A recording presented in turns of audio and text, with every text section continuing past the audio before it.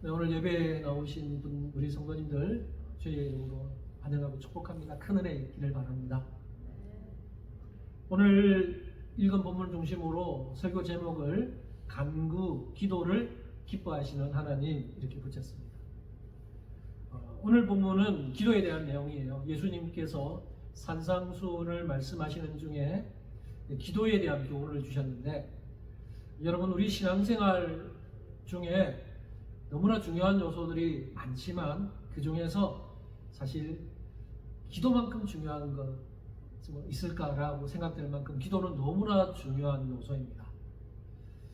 여러분 실제로 기도 잘하고 계신지 모르겠는데요.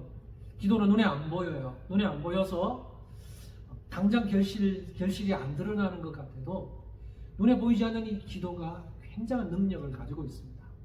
그러니까 여러분 기도하시는 삶을 그치시면 안 됩니다. 그래서 저는 오늘 기도와 관련해서 몇 가지 요소를 여러분과 함께 좀 나누기 원하는데요.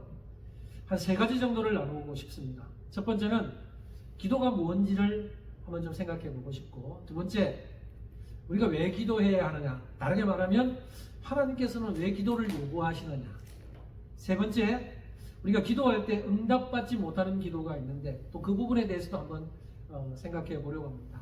이 짧은 시간에 자세하게 많은 부분을 다루지 못하는데 좀 핵심적인 부분들을 좀 함께 좀 나누고 싶어요. 그래서 오늘 여러분이 이 말씀을 함께 나누는 동안에 여러분이 기도에 대해서 한 번 더 생각해 보시는 시간이 되기를 바라고, 실제로 기도의 삶을 살아가는 우리 모든 성도님들 되기를 바랍니다. 먼저 기도가 무엇인지부터 한번 좀 생각해 보겠습니다. 여러분, 기도가 무엇입니까? 기도가 뭐예요? 기도가 뭐냐 물으면 너무 쉬운데 또 뭐 정의를 하려고 그러니까 또 당장 또 뭐라고 어떻게 정해야 될지 좀 애매모호하기도 합니다. 자, 기도가 뭐냐? 많은 사람들은 기도를 가리켜서 몇 가지로 묘사하는 표현들이 있습니다. 여러분이 아마 가장 많이 들어본 표현 중에 하나가 뭐냐 하면 기도는 영혼의 호흡이다. 들어보셨죠? 또 기도는 하나님과의 대화다. 들어보셨죠? 또 어떤 사람들은, 이거는 여러분 잘 못 들어보신 표현인데, 기도를 가리켜서 뭐라고 표현하냐면 기도는 사다리다 이렇게 표현하는 사람이 있어요. 한번 생각해 보세요. 영혼의 호흡, 하나님과의 대화, 사다리, 왜 이렇게 표현할까요? 이렇게 표현하는 것을 통해서 이 표현들의 공통점이 뭐냐? 공통점이 있다면 기도는 일방적인 것이 아니라 서로 쌍방적인 것이다 라는 거예요. 기도, 그게 바로 기도는 쌍방간에 주고받는 거예요. 영혼의 호흡이다 했을 때 여러분, 호흡이 뭐예요? 호는 내뱉는 호, 들이마시는 흡. 그래서 호흡이라고 할 때 내뱉음과 들이마시는 것이 있어야 됩니다. 여러분 숨 쉴 때요, 내뱉기만 하고 들이마시지 않으면 죽어요. 그죠? 기도가 바로 그런 거예요. 기도는 영혼의 호흡인데, 영혼의 호가 있다면 영혼의 흡이 있어야 돼요. 그래야 살 수 있어요.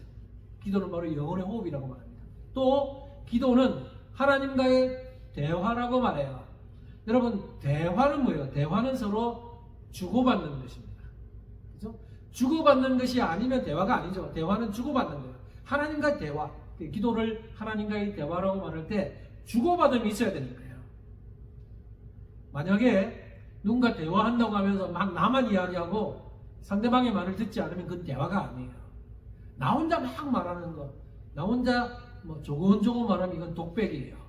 그리고 나가 막 세게 막 소리를 치는 거는 이건 말하기죠. 이건 대화가 아니에요. 그러니까 대화라는 것은 쌍방간에 주고 오고 가는 것이 있어야 됩니다. 사다리라고 표현한 것도 맞아요. 사다리는 뭐예요? 올라감이 있으면 내려오는 것이 있어야 돼요. 이게 바로 그래서 기도를 사다리라고 표현하는 겁니다. 그래서 여러분, 우리가 이런 기도를 생각할 때 기도가 뭐냐? 기도는 하나님과 주고받음이 있어야 되는 거예요. 근데 우리 그리스도인들의 삶을 보면요, 지금까지 어떻게 많은 사람들이 기도하느냐? 내뱉음은 있는데 들이마심은 별로 없어요. 호흡은 잘하는데 흡을 못해요. 호흡은 내뱉고 들이마시고 이게 계속 이루어져야 되는데 우리는 내뱉는 걸 너무 잘하지만 들여마시지는 않는 거예요. 하나님께 막 간구하는 것, 하나님을 향해서 우리가 말하는 건 잘하지만 하나님으로부터 들으려고는 안 한다는 거예요. 이게 기도가 되려면 하나님 앞에 아뢰고 하나님으로부터 응답받고 듣는 것이 필요한데 그걸 잘 못한다는 겁니다. 그래서 우리에게 지금 필요한 게 뭐냐면 기도할 때 하나님 부르고 하나님 이것 주세요 뭐 이렇게 해주세요 우리가 간구하는 거 필요하지만 그것과 함께 하나님으로부터 듣는 훈련도 필요하다는 거예요.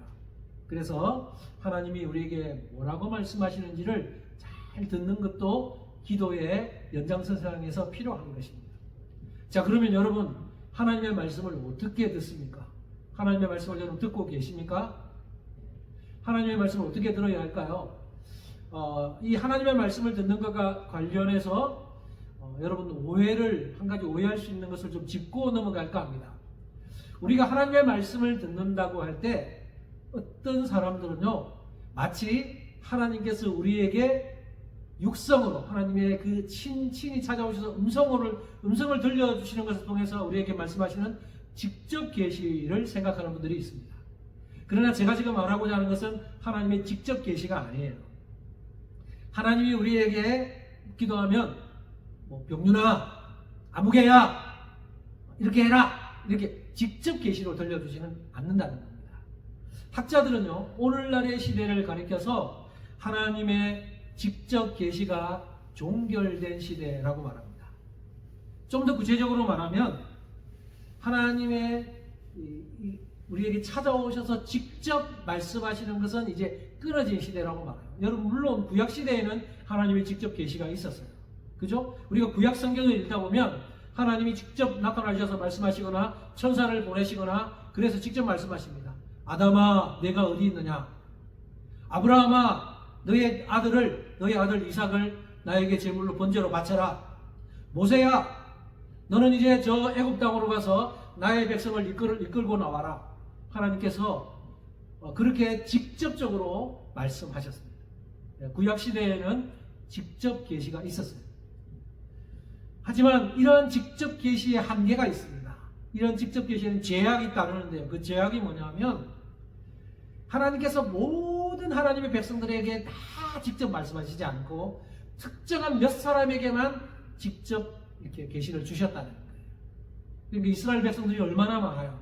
그 이스라엘 백성들에게 전부 다 직접 계시를 주시지 않고 그 중에 대표자, 특별히 특정한 몇 사람에게만 직접적으로 계시를 주셨다는 것이 문제입니다. 그러나 신약 시대에는 하나님의 직접 계시가 거의 나타나지 않습니다. 여러분 직접 계시를 들으셨어요? 어떤 사람들은 나 직접 계시를 들었어요 하는 분들이 있긴 합니다. 물론 신약이 막 시작된 시점, 그러니까 구약에서 신약으로 막 넘어오던 그 시점, 예수님 시대가 그래요. 사도 시대가 그렇습니다. 그 사도 시대에는 직접 계시가 있었어요. 그럼 신약 성경 읽어보면 그죠? 복음서를 읽다 보면 직접 계시가 나타나잖아요. 예를 들어서 하나님은 천사를 통해서 베드로에게 말씀합니다. 사도행전 10장 13절에는 또 소리가 있으니 베드로야 일어나 잡아먹으라. 하나님이 환상을 보여주시면서 베드로에게 이걸 잡아먹으라 말씀하셨어요. 친히 음성을 들려주십니다. 그리고 바울이 회심할 때도 주님께서 나타나셨어요. 부활하신 주님께서 나타나셔서 바울에게, 그 당시에 바울이 이름이 사울이라고 불렸어요. 그래서 사울아 사울아 네가 어찌하여 나를 박해하느냐? 당신 누구십니까? 물으니까 나는 내가 박해하는 예수다. 그래서 예수님이 부활하신 예수님께서 바울에게 직접 나타나셔서 친히 직접 말씀해 주셨어요. 이처럼 신약의 초반부, 신약의 그 초대교회와 사도시대에는 하나님께서 천사를 통해서든 이렇게 직접 말씀해 주시는 직접 계시가 있었어요. 그러나 그것은 신약시대의 특징이라기보다는 구약에서 신약으로 막 넘어오는 과도기에 있었기 때문에 구약의 연장선상에서 직접 계시가 주어졌다라고 우리는 볼 수 있습니다. 그런데 대부분의 학자들은 사도시대가 끝나고 난 다음부터는 하나님의 직접 계시가 끊어졌다라고 말합니다. 좀 더 구체적으로 말하면 AD 100년을 기점으로 해서 직접 계시는 이제 거의 사라졌다라고 말해요. 여러분 AD 100년을 기준으로 삼는 이유가 뭘까요?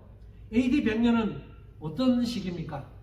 AD 100년은 성경 66권이 종결된 시기.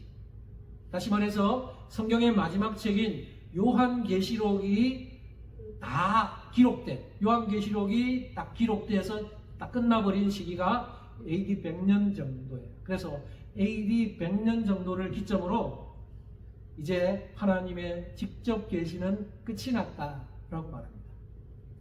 지금 우리는 성경이 완성된 시기, 곧 성경시대를 살고 있습니다. 저와 여러분이 성경시대를 살아가고 있어요. 우리가 사는 이 성경시대에는 하나님의 직접 계시는 거의 99% 일어나지 않는다고 볼 수 있습니다. 제가 99%라고 말하는 이유가 뭐냐 하면 하나님을 제한하지 않기 위해서요. 하나님은 여전히 전지전능하신 분이에요. 그래서 하나님은 이 신약시대, 지금 21세기에도 하나님이 하시고자 하시면 언제든지 직접 계시를 주실 수 있는 분이세요. 그래서 제가 99%라고 말한 이유는 1% 하나님이 언제든지 원하시면 하나님은 그럴 수 있는 분이기 때문에 직접 계시를 주실 수 있습니다. 하지만 99%라고 말할 만큼 하나님은 이 신약시대 성경시대에는 하나님의 직접 계시를 통해서 역사하지 않는다는 거예요. 왜 그래요? 결정적인 이유가 뭡니까? 바로 이 성경이 주어집니다. 하나님은 이제 하나님께서 직접 나타나셔서 우리에게 누구야? 아무개야? 직접 말씀하시는 방식으로 일하시지 않고 이제 성령의 감동으로 기록된 이 하나님의 말씀인 성경을 통해서 우리에게 말씀하십니다. 그래서 이제 이 성경을 통해서 우리에게 계시하셨기 때문에 성경 시대에는 하나님의 직접 계시가 거의 드러나지 않는다라고 말할 수 있는 거예요.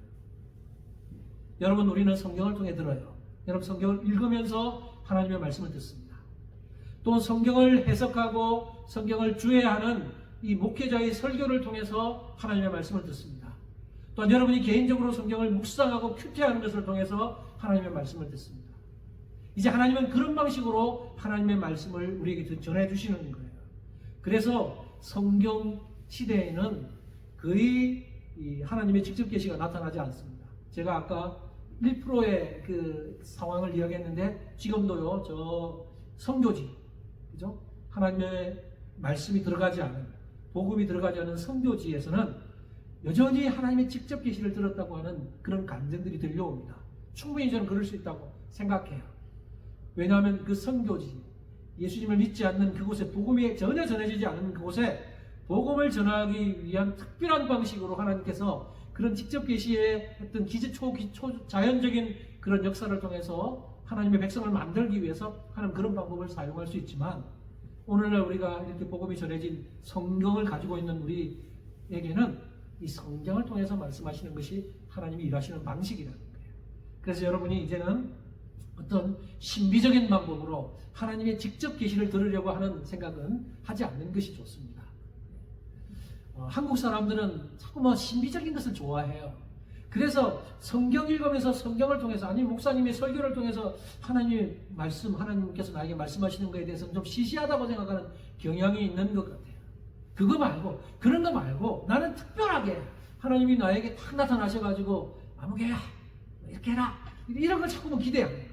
그러나 이 성경 시대에는 하나님께서 그런 식으로 말씀하시는 그런 시대는 아니고 성경을 통해서 이미 우리에게 주어진 이 계시를 통해서 우리에게 주신다라는 것을 기억하시면서 마치 이제 신비한 어떤 방식으로 들으려고 하는 그런 생각을 우리는 좀 버려야 되는 것입니다.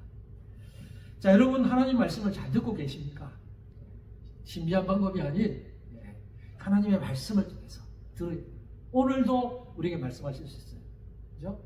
우리가 이 성경을 읽으면서 아니면 이 목회자의 설교를 통해서 각자에게 말씀하시는 것이 다를 수 있습니다. 제가 말하는 입술의 이 설교는 똑같은 말이지만 각자에게 다르게 들려질 수 있고 각자 다르게 하나님 말씀하실 수 있어요. 그래서 여러분에게도 오늘도 하나님 말씀하신다. 그렇게 하면서 여러분 잘 들으셔야 돼요. 그래서 우리에게 필요한 건 듣는 훈련. 아까 제가 이야기했죠? 제가 오늘 기도와 관련해서 이야기하다가 이 이야기를 한 이유가 뭐냐면, 기도는 쌍방적으로 이루어져야 됩니다. 그래서 우리가 하나님 앞에 막 이야기만 하고 듣지 않으면 안 된다는 거예요. 기도는 영혼의 호흡이고, 하나님과의 대화하고 할 때 하나님이라고 불렀으면 하나님으로부터 들어야 돼요.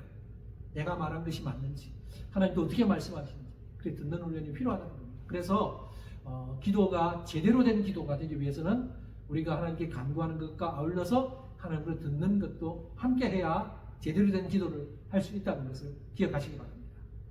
자, 그리고 기도가 무엇인지에 대해서 좀 다른 방식으로 한 번 더 설명해 보겠습니다. 객관식으로 제가 문제를 한번 내볼게요. 제가 객관식 문제를 준비했어요. 기도가 무엇인가? 맞춰보세요. 1번, 기도는 내가 나를 설득하는 것이다. 2번, 내가 하나님을 설득하는 것이다. 3번, 하나님이 나를 설득하는 것이다. 자, 정답이 뭘 것 같아요? 정답은 3번입니다. 3번. 내가 나를 설득하는 것은 1번처럼 내가 나를 설득하는 것은 그냥 자기 종교, 내 종교, 무교에 해당해요. 사람들은 말하는 나는 내 주먹을 믿는다. 나는 머리가 좋으니까 이 정도는 충분히 할 수 있어. 기도할 필요 없어. 자기만 의지하는 거죠. 이건 무교입니다. 자기 자신을 설득하는 것은 기도가 아니에요. 두 번째, 2번에 내가 하나님을 설득하는 것도 기도가 아닙니다. 이건 샤머니즘, 무속신앙이라고 할 수 있어요. 하나님, 나 지금 이런 상황이니까 이것 주셔야 되는 것 아시죠? 하나님, 나 지금 이거 필요해요. 나 지금 상황 아시잖아요. 내가 마치 하나님을 설득하려고 해서 하나님 설득시켜서 받으려고 하는 거. 이건요, 하나님으로부터 뭘 들으려고 하지 않고 자기가 자꾸 자기 생각만 해서 하나님을 설득시켜서 받는 것. 이거는 기도가 아니에요. 이거는 샤머니즘이라고 이야기했잖아요. 왜냐하면 그냥 하나님을 그냥 어떤 한 대상, 복을 주는 대상. 많은 샤머니즘 가진 사람들이 뭐 곰이나 사자 아니면 어떤 뭐 형상 앞에 가서 비는 것과 뭐 별반 다를 게 없다는 겁니다. 2번에 의하면 내가 하나님을 설득하는 것이 아니라는 거예요. 기도는 뭐냐? 3번, 하나님이 나를 설득하는 것입니다. 내가 하나님께 어떤 간구를 했을 때 나의 간구가 타당한지 그것이 나에게 유익한지를 잘 계산하고 아시는 분은 하나님이세요. 우리는요, 잘못된 기도를 할 때가 얼마나 많은지 몰라요. 나는 막 내 생각에서 하나님께 간구했는데 그게 나중에 어떤 결과가 있을지도 모르면서 막 그냥 내 생각대로 막 간구할 때가 있어요. 그러나 그렇게 간구했을 때 그 간구가 합당한지 그것이 나에게 유익한지를 잘 아시는 분은 하나님이세요. 그러니까 우리는 내가 막 기도해놓고 하나님 이러니까 주셔야 되고 이런가 하면 내 상황 이러니까 하나님 주세요. 하나님을 설득하시는 것이 아니라 내가 기도하고 난 다음에 하나님의 음성을 들으면서 하나님이 뭐라고 말씀하시죠? 주지 않았을 때 그래 이건 너에게 해롭다 라는 하나님의 그 뜻을 깨닫고 설득당하는 것이 바른 기도죠. 그래서 기도는요, 하나님이 나를 설득하는 거예요. 내가 하나님을 설득하는 것이 아니라 내가 기도하고 난 다음에 하나님 나에게 말씀하실 때 그 하나님의 설득에 의해서 내가 긍정적인 반응을 하는 겁니다. 그게 바로 기도라는 거죠. 그러니까 우리가 함께 기도할 때요, 기도 훈련할 때 듣는 훈련이 그만큼 중요하다는 거예요. 여러분, 기도는 쌍방간입니다. 기도하시면서 하나님께서 뭐라고 말씀하시는지에 대해서 듣는 훈련까지 해나가십시오. 그러면 올바른 기도를 할 수 있게 될 겁니다. 자, 두 번째는 기도를 왜 해야 하는가? 다르게 표현하면 하나님은 왜 기도를 요구하시는가? 하나님은 왜 우리에게 기도를 요구하시나요? 기도라는 책을 쓴 리차드 포스터라고 하는 분이 있습니다. 그분이 쓴 책에서 이렇게 질문을 했어요. 전능하신 온 우주의 하나님께서 왜 기도에 응답하시는 방법을 택하시는지 그 이유를 아는가? 여러분 그 이유를 아세요? 하나님은 전능하세요. 지금 이 리차드 포스터가 이 질문을 하는 의도가 뭔지 아세요? 하나님은 전지전능하신데 우리의 필요를 다 아시는 그 하나님께서 왜 우리에게 기도하라고 그러셔서 기도를 듣고 응답해 주시려고 하는가? 이런 의도예요. 그러니까 어찌 보면 좀 유치한 방법 아니냐? 하나님은 우리 필요를 다 알고 계시는데 그냥 필요 알면 주시면 되는데 왜 다 아시는 하나님께서 굳이 우리에게 기도하라고 하셔서 그 기도를 듣고 들어주시는 그런 유치한 방법을 선택하시는가 하는 것이 이 질문 속에 담긴 의도예요. 어떻게 생각하세요? 리차드 포스터는 이 질문에 대해서 이렇게 대답을 합니다. 그 이유는 하나님의 자녀들이 간구하기 때문이다. 하나님은 우리의 간구를 기뻐하시고 즐거워하신다. 하나님의 마음은 우리가 간구하는 것을 통해 뜨거워진다. 저는 이 대답이 참 제 마음에 확 와닿았어요.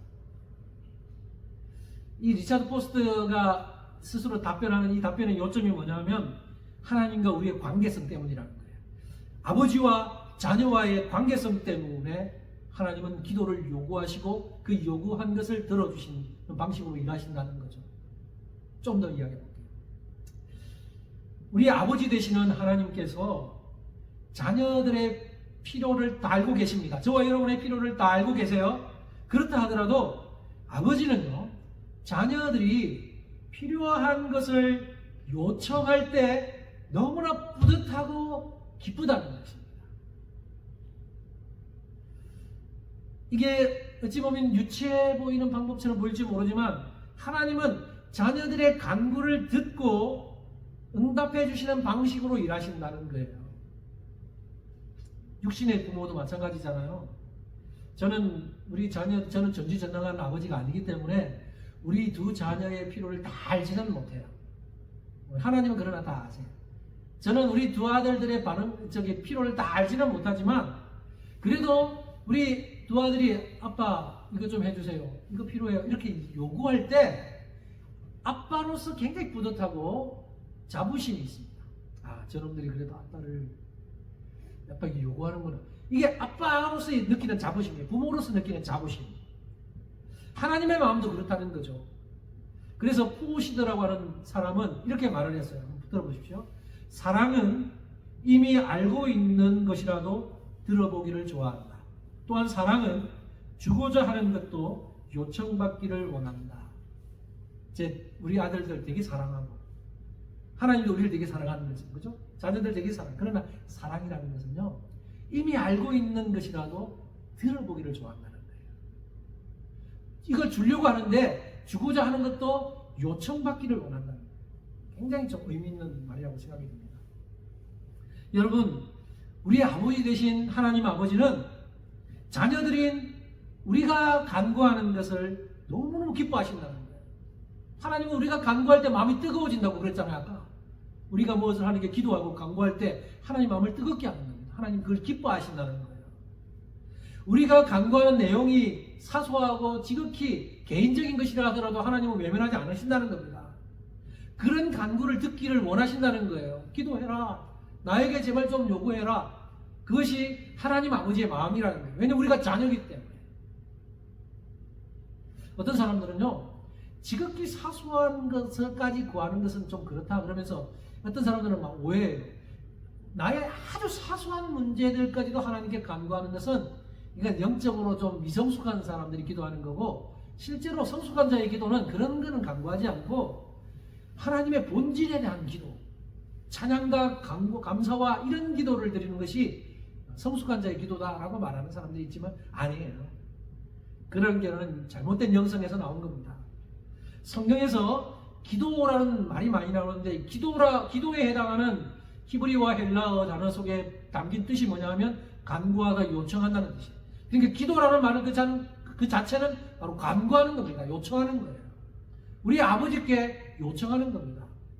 실제로 성경은 간구하라고 많이 말하죠. 이 기도에 대해서 많이 적극적으로 권면합니다. 예수님도 그러셨잖아요. 예수님도 제자들이 우리 기도를 가르쳐 주세요 할 때 예수님이 기도를 가르쳐 주세요. 우리가 외우는 그 주기도, 예수님이 가르쳐 주신 기도잖아요. 그 기도의 내용을 보면 일용할 양식을 주옵시고 하면서 우리 죄를 사하여 주옵시고, 그래서 간구에 대한 내용이 많이 나와요. 그리고 우리가 오늘 읽은 본문 7절에도 예수님은 제자들에게 간구의 기도를 적극적으로 권면합니다. 7절을 한번 볼까요? 같이 한 번만 7절만 읽어봅시다. 자, 시작. 구하라, 그리하면 너희에게 주실 것이요. 찾으라, 그리하면 찾아낼 것이요. 문을 두드리라, 그리하면 너희에게 열릴 것이니. 여기 구하라, 찾으라, 두드리라 라는 것은 적극적으로 간구의 기도를 하라는 의미입니다. 하나님, 예수님께서 말씀하시고 구해라, 찾아라, 두드려라. 사실 여러분, 우리가 하나님께 많이 구하잖아요. 근데 대부분은 우리 자신의 개인적인 필요를 구할 때가 얼마나 많은지 몰라요. 그거 해야 됩니다. 하지만은 우리 다 하나님께 우리 개인적인 필요를 다 구해야 돼요. 어떤 이들이 생각하는 것처럼 막 경배와 하나님의 본질적인 어떤 부분만 강구하는 것이 좋은 기도, 그게 아니고, 그런 기도도 있어야 되지만, 찬양의 기도도 있어야 되지만, 어린 자녀가 부모님께 어리광을 부리듯이 무언가를 요구하는 것과 같은 그런 간구의 기도도 하나님께서 기뻐하시는 기도라는 거예요. 그러니까 여러분, 이건 유치한데, 이건 하나님께 뭐 너무 사소한데, 그러지 마시고 하나님께 구하십시오. 구하라 하셨어요. 어린아이처럼 이것저것 막 간구하면 하나님 모른 척하고 외면하시지 않는다는 거예요. 하나님은 우리의 아버지이시기 때문입니다. 예수님의 논리는 너무나 분명해요. 자녀가, 오늘 본문에 자녀가 떡을 달라 하면 돌을 주는 부모가 없고, 자녀가 생선을 달라 하면 뱀을 주는 부모가 없듯이, 우리 하나님도 우리 자녀들이 무엇인가를 간구하고 요청할 때 외면하지 않고 들어주신다는 거예요. 오늘 본문 마지막 구절이죠. 하물며 하나님께서 좋은 것으로 너희에게 주시지 않겠느냐. 로마서 8장 32절에서 바울도 아낌없이 주시는 하나님에 대해서 이렇게 묘사했어요. 자기 아들을 아끼지 아니하시고 우리 모든 사람을 위하여 내주시니가 어찌 그 아들과 함께 모든 것을 우리에게 주시지 않겠느냐. 하나님께서 우리를 위해서 독생자 예수님까지 내어주셨다면 다른 것을 아낄 이유가 없다는 거예요. 다른 모든 것도 우리에게 주신다는 거예요. 그러므로 우리는 하나님께 간구하는 것을 주저해서는 안 됩니다. 여러분, 필요한 것 있으면 뭐든지 하나님께 구하십시오. 그러면 구하시면 하나님께서 들으십니다. 우리에게 해로운 것이면 안 주겠지만 우리에게 해롭지 않은 것이라면 주실 것입니다. 이것이 하나님께서 우리에게 요구하시는 거예요. 그럼에도 여전히 오늘날도 보면 선별적으로 기도하는 분들이 있습니다. 굵직굵직한 건 내가 기도하지만 사소한 것은 기도하지 않는, 이 사소한 것은 기도하지 않는 사람들 중에 두 부류가 있습니다. 한 부류는 교만해서 그래요. 이건 내 힘으로 할 수 있어. 이건 내 힘으로 할 수 있어. 그런 사람들은 사소한 것은 그냥 내가 하지. 이것까지. 그러나 그런 것도 구해야 되는데, 사소한 것을 구하지 않는 사람 중에 또 한 부류는 어떤 부류냐면, 하나님을 귀찮게 하는 건 아니냐. 절대로 그런 생각하면 안 되는데, 우리 중에 그런 사람도 있어요. 내가 이렇게 사소한 것까지 구하면 하나님이 얼마나 바쁘신데, 하나님 이것까지 내가 구해서 귀찮게 하면 안 되지. 하나님의 마음까지 자기가 먼저 알고 생각해서 그렇게 생각하는 분들이 있다는 거예요. 그런 사람들은 잘못된 생각을 하는 겁니다. 여러분, 그 생각이 성숙된 생각이 아니라는 거예요. 하나님은 우리에게 사소한 것까지도 아뢰기를, 구하기를 원하시는 거예요. 그래야 하나님 기쁘시다는 거예요. 만약 제 아들이요, 두 아들이 어떤 문제가 있어요. 근데 그 문제를 두고, 요즘에 아빠 보니까 너무 바쁘던데, 아빠한테 요거 그냥 요청했다가는 아빠 귀찮게 하는 거니까 그냥 우리가 알아서 하자. 그래서 말을 하지 않았다고 해보십시오. 그래서 저끼리 막 해결 못해갖고 끙끙대고 있는 거 제가 알았다고 해보십시오. 여러분, 그럼 제가 뭐라고 반응하겠어요? 이 녀석들 벌써 아빠를 배려해주다니 다 컸구나, 대견하다, 이렇게 말하겠어요? 아니에요. 저는 굉장히 섭섭하고 배신감 같은 마음이 들 겁니다. 저는 아빠로서요, 우리 아들이 사소한 문제라도 저한테 다 말해주기를 원해요. 그럴 때 제가 뿌듯하고 좋아요. 물론 제가 들어줄 수 없는 것도 있겠죠. 그러나 무슨 문제든지 저에게 다 말해줄 때 아빠로서의 자부심이 그렇게 기쁜 것입니다. 우리 하나님도 마찬가지예요. 우리가 하나님을 미리 배려해서 하나님 바쁘시니까 하나님 이런 문제까지 그러지 마시고 다 해야 됩니다. 제가 그 수영농계에서 청년사역을 했었어요. 청년사역을 하면서 제가 33세에서 39세 그 그룹을 맡았거든요. 제가 몇 번 이야기했죠. 한 450명 정도 되는 그 멤버였는데, 그 33세에서 39세면 결혼 정년기에서 막 넘어간. 그래서 요즘에는 한국이 되게 늦게 결혼해요. 그래서 막 30대 후반에 결혼하고 막 그러는데, 그래서 제가 그 청년부를 맡을 때 많은 청년들이 결혼했어요.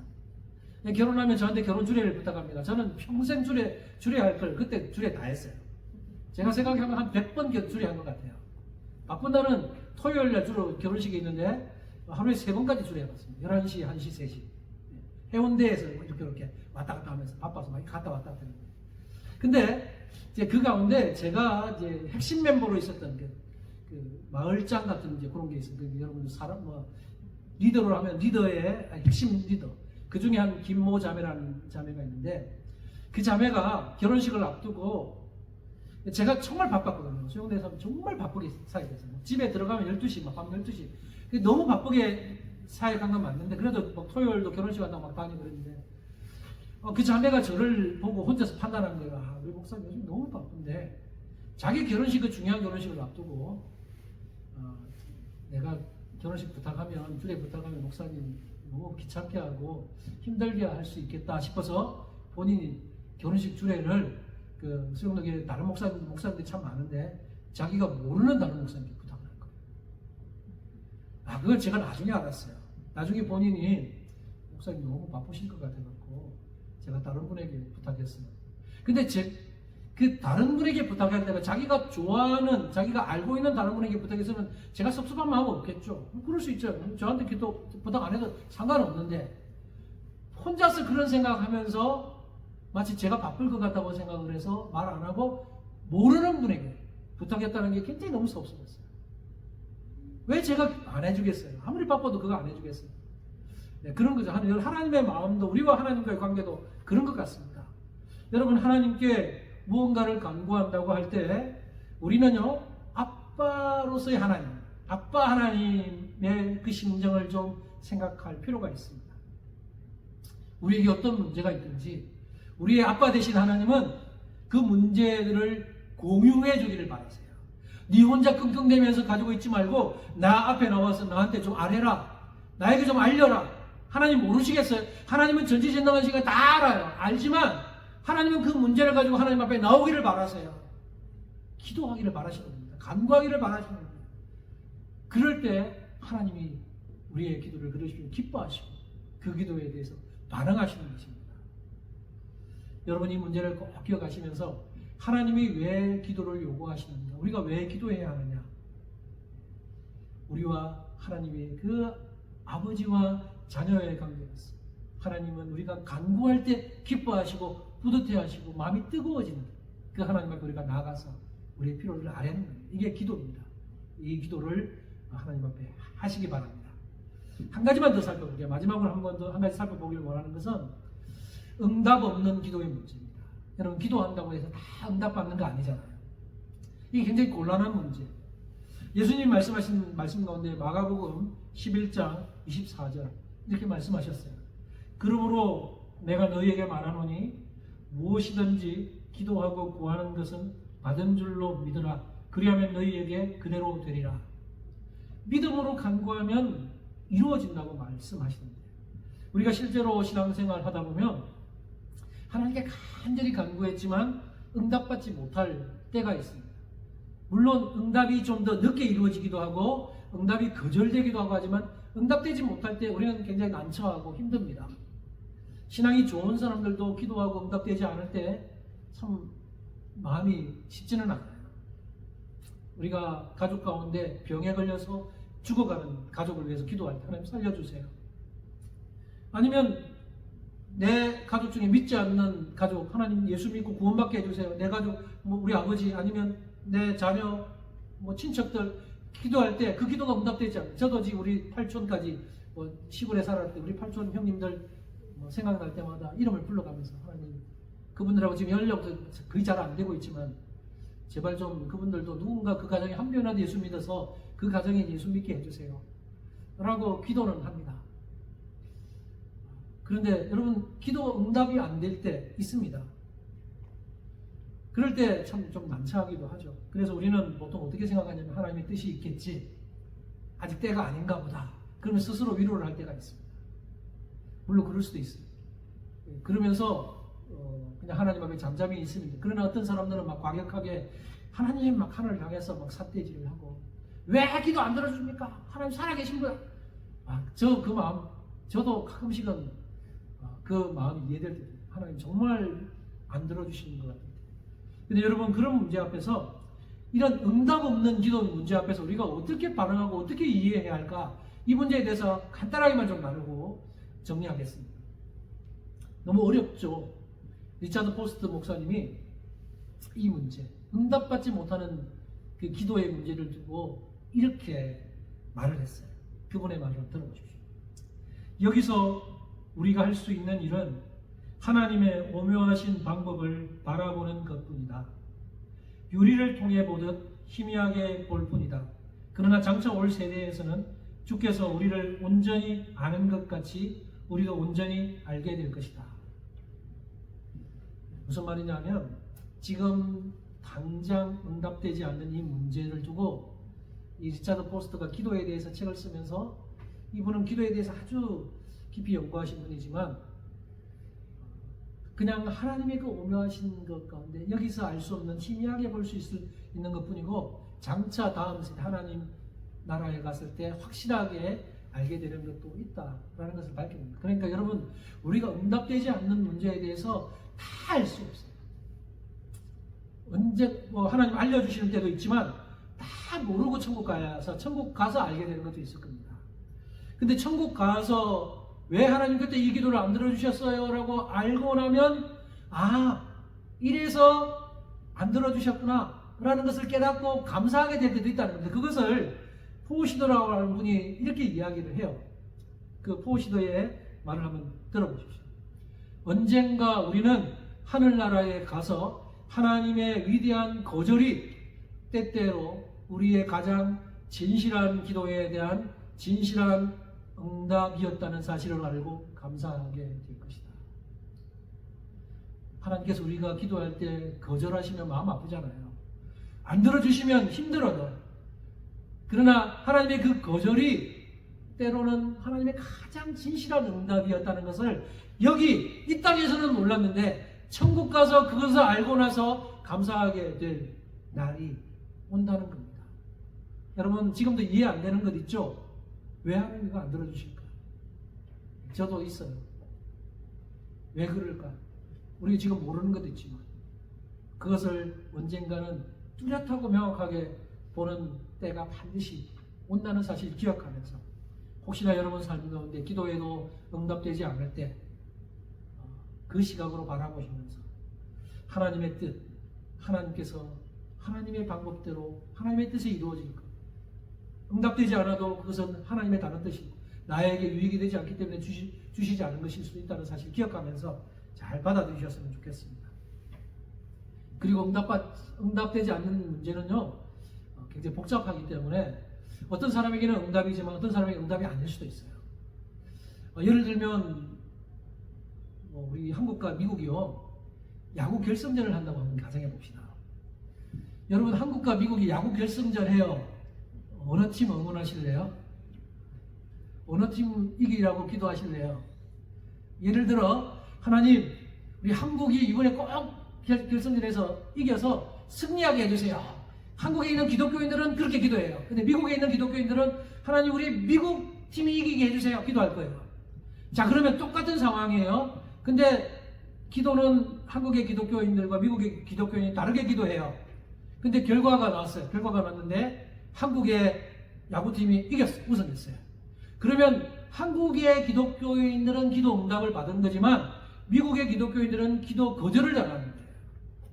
그러니까 여러분, 기도가 거절된 것, 기도 응답이 되지 않은 이 문제는요, 단순한 문제가 아니라 굉장히 복잡합니다. 똑같은 상황 속에서도 어떤 사람에게는 기도 응답이 될 수도 있고 어떤 사람에게는 기도 거절이 될 수도 있는 거예요. C.S. 루이스가 이렇게 말을 했어요. 만일 하나님께서 내가 지금까지 드렸던 모든 기도를 다 응답하셨다면 나는 지금 어디에 있을까? 만약에 여러분, 하나님께서 여러분이 기도한 모든 걸 하나님 빠지면 다 응답해 주셨다면 여러분 지금 이곳에 있을까요? 아닐 거예요. 하나님은 우리의 기도에 거절한 것이 많아요. 왜냐하면 하나님은 그건 아니야. 그 너에게 유익하지 않아. 그 너를 교만하게 만들 수도 있어. 그래서 거절하는 건 많아요. 만약에 하나님 우리 기도를 다 들어주셨다면 나는 어디에 있을까? 되게 그러면 이 사회는 무법천지가 되었을지도 몰라요. 자기 유익에 따라 다 기도한 거 다 들어줘봐요. 이 세상 막 어지러워 혼란스러운 세상이 될 겁니다. 이것을 잘 보여주는 하나의 예를 하나 들어볼게요. 2003년에 한국에서 개봉했던 영화가 있습니다. 짐 캐리 주연의 브루스 올마이티라는 영화가 있어요. 여러분 보셨나요? 저는 이 영화 봤어요. 이 영화 보셨는지 모르겠는데 좀 포스터가 좀 굉장히 자극적이네요. 그 다음 화면을 넘기셔도 됩니다. 브루스 올마이티라는 영화가 있었어요. 이 영화는 대충의 내용은 이런 겁니다. 브루스라고 하는 사람이 짐 캐리가 그 주연을 했는데요. 브루스라고 하는 이 사람은 뉴욕 버팔로 지방 방송국의 한 리포터였어요. 근데 이 사람은 하는 일마다 잘 안 돼요. 하는 일마다 꼬여서 풀리지 않아요. 되지 않아요. 그래서 그는 자신의 그 처지를 한탄하면서 하늘에 대고 신에게 막 불평을 합니다. 불만을 쏟아부었어요. 그런데 어느 날 신이 만나줍니다. 신이 이 브루스를 만나줬어요. 만나주면서 신으로부터 일주일 동안, 그러면 너 일주일 동안 내가 너에게 전지전능한 능력을 줄 테니까 일주일 동안 네 능력을 사용해봐라. 그래서 일주일 동안 신적인 능력을 발휘할 수 있는 그 권한을 부여받았어요. 그래서 제목이 브루스 올마이티. 그래서 이제 이 신적인 능력을 받은 브루스가 이제 막 사람들에게 막 원하는 거 다 들어줍니다. 자기가 하고 싶은 것도 다 들어주는데 막 기도 제목이 올라와요. 기도 사람들이 막 이거 원합니다. 저 신이시여 이거 들어주세요 하니까 그 화면에 보면 아직까지 확인하지 않은 기도 메시지 몇십만 건. 그러니까 막 확인하고 이거 들어주고 해야 되는데 막 귀찮잖아요. 그러니까 에라 다 들어줄게. 예스 버튼을 탁 눌러버립니다. 모든 사람들이 기도 간구를 다 들어주겠다. 예스 눌러버려요. 예스를 누르니까 다 응답이 되는 거예요. 그래서 막 응답이 되니까 막 이 사람은 응답하고 좋아하긴 하는데 어떨 때는 막 서로 막 엇갈리기도 하고 막 사이가 혼란스러워져요. 그 중에 대표적인 게 뭐냐 하면 복권 당첨입니다. 복권 로또죠. 사람들 하나님 신이시여 로또 1등 당첨되게 해주세요 하니까 다 들어주고 있어요. 40만 명이 로또 당첨되는데 나중에 1등 당첨에 대한 상금을 받는데 한 사람당 17달러밖에 안 들어가요.